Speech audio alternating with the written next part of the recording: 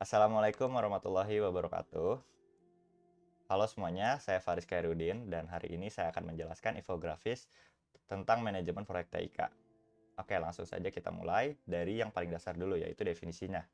Manajemen proyek TIK adalah cara struktur untuk merencanakan, mengeksekusi, memantau, dan menutup proyek teknologi supaya ruang lingkup, waktu, biaya, resiko, dan komunikasinya itu tetap terkendali. Jadi intinya itu memastikan solusi yang kita bangun itu tepat sasaran, tepat waktu, dan juga tepat biaya, serta benar-benar dipakai dan memberikan nilai. Oke, supaya tidak bingung, kita harus bedakan dulu nih perbedaan dari proyek dan juga operasional. Proyek itu bersifat sementara dan unik. Ada awal dan juga ada akhir. Outputnya berupa deliverable, spesifik, dan ketidakpastiannya itu cenderung lebih tinggi sehingga butuh change control. Nah, sementara operasional itu bersifat rutin dan berkelanjutan. Outputnya juga layanan harian yang stabil. Biasanya diatur lewat SOP dan perbaikan bertahap. Nah, jadi project itu intinya mengubah sesuatu dan operasional itu menjaga yang sudah berjalan. Oke, selanjutnya itu ada organisasi project. Nah, organisasi project ini ada 3.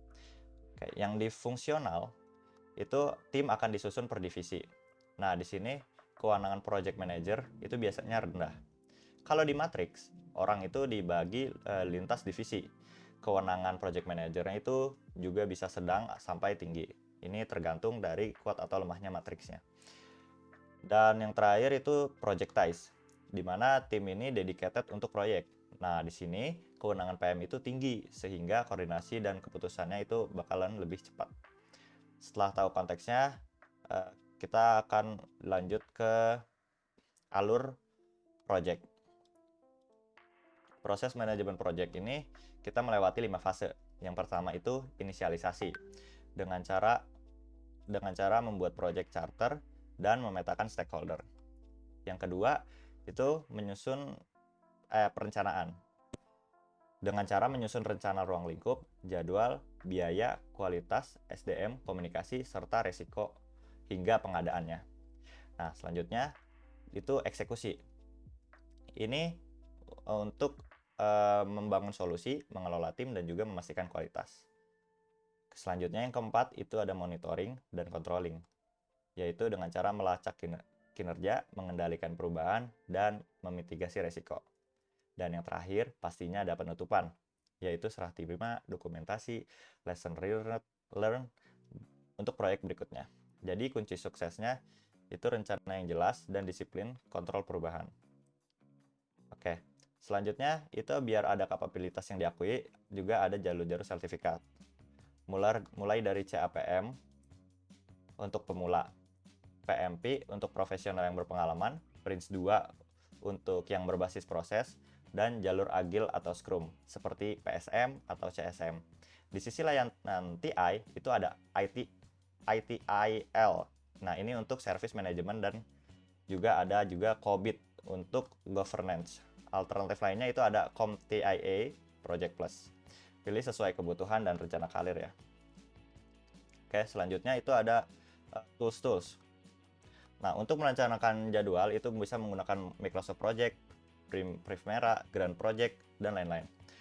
Kolaborasi itu bisa menggunakan Jira, Trello, Asana, ClickUp, Notion, Confluence. Untuk dokumentasi dan repo bisa menggunakan Google Workspace, GitHub, ataupun GitLab. Nah, untuk komunikasi ada Slack, Microsoft Teams, dan Zoom. Untuk developer itu bisa Git, CI/CD, Docker, dan juga Jenkins. Nah, untuk monitoring yang terakhir itu bisa Grafana, Prometheus, dan Datalog. Nah, pemilihan tool ini bergantung pada skala, regulasi, dan budaya dari kinerja tim. Nah, kalau mau belajar lebih dalam, ada sumber-sumbernya, yaitu bisa kunjungi sumber-sumber informasi yang tersedia di sini. Contohnya itu bisa kunjungi PMI.org untuk standar sertifikasi.